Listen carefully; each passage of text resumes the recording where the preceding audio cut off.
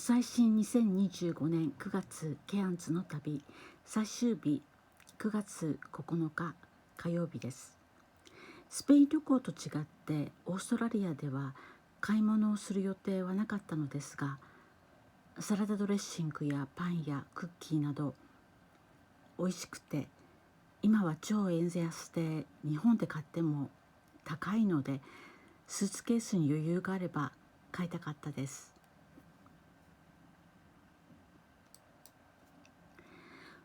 ホテルから空港へは事前に予約をしてピックアップしてもらいました。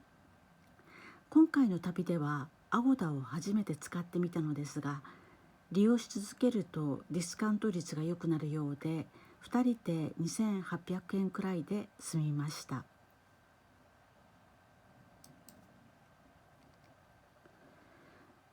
ジェットスターのケアンズのチェックインカウンターのシニア女性はとても感じが良くて、知識も豊富で、隣の30代の男性が困っていてもすぐに助言したりと、ボーディングパスも紙で渡してくれました。ただ成田のスタッフには深夜を見かけず、機内預け入れ荷物について1時間も早い時刻を間違って言われたり、チェックインの列に先に並んでいたのに後から来た外国人集団の後ろに並べと言われたり、国内線でも1回だけ利用したことがあるのですが、ちょっとなるべくもう使いたくないなと思いました。今回は、ケアンズの場合唯一の直行便ということだったので、国際線でも利用してみましたが、機内で配る、入国カードについても、もう成田行きであるにもかかわらず外国人にだけ配って日本人には配らずというのは、とても信じられなかったです。ただプロモーションだと片道2万円で売り出すので、諸経費を入れても5万円以内で、済み、多分ビジネスでも8万円くらいで済むかと思うので、安く飛ぶには、魅力的なラインだとは思います。また機内からの外の景色はとても楽しめました。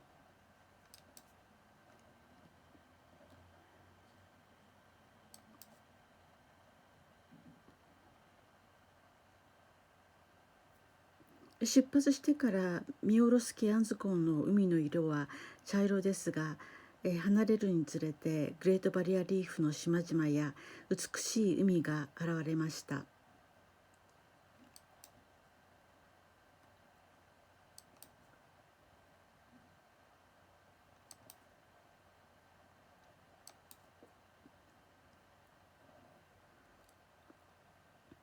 また第二次世界大戦の太平洋戦争では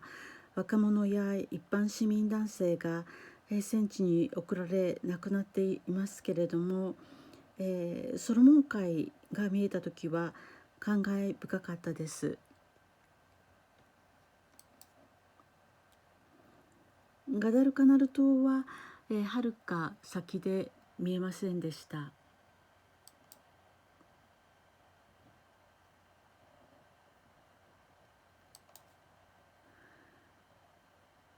パプアニューギニアの山々を見ても、こんなところまで連れてこられてロジスティックなしで食料水は自ら調達せよと無謀な命令のもと、ほとんどの人たちが、餓死をしたわけです。遺骨も回収されず、むごいと思います。なおケアンズ空港は小さく、お土産を買うショップもブランド品やお酒を取り扱うショップも小さかったです。水は、600ミリボトル1本が3ドル、2本買うと5ドルで買えるショップもありました。カフェも小さかったのですが、こちらの景色を見ながら、熱々のコーヒーを味わいました。1杯6ドルでした。総括です。ケアンズは、観光客やワーホリステイで日本人が非常に多いのがとても意外でした。お土産屋さんの時給は2600円ほどだったので、オーストラリアによる最低賃金です。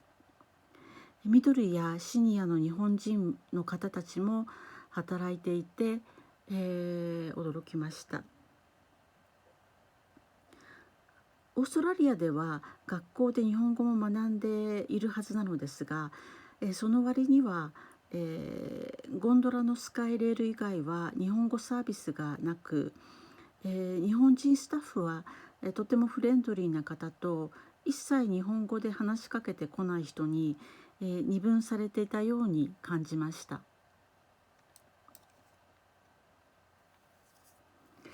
2025年9月9日号のニューズウィーク日本版にオーストラリアワーホリ、残虐物語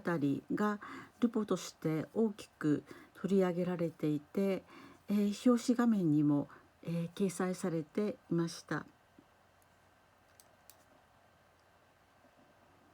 英語があまりできない日本人が、日本語サイトを利用し、日本人にすら騙されて搾取されているようです。ケアンズもあるクイーンズランド州の農場でも、起きているそうです。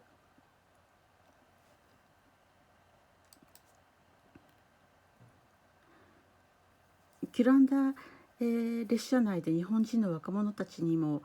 数名会いましたが、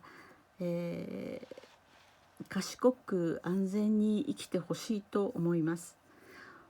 おかしいとかこのままでは体がやられてしまうと思ったら、そこから去ることが一番重要です。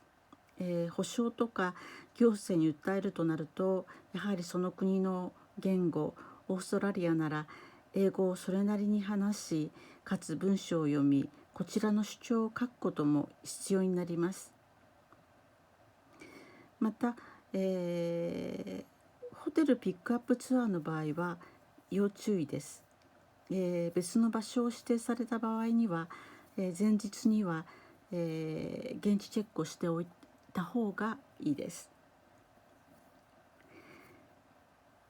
5泊6日、実質4日という、短い期間でしたが、エンジョイすることができる旅でした。やはり行ってみなければわからないこと、知らないこと、味わえなかった、そういった感動がありました。充実したバケーションになりました。次回はこの旅で中断させた、マルタの旅の続きに戻ります。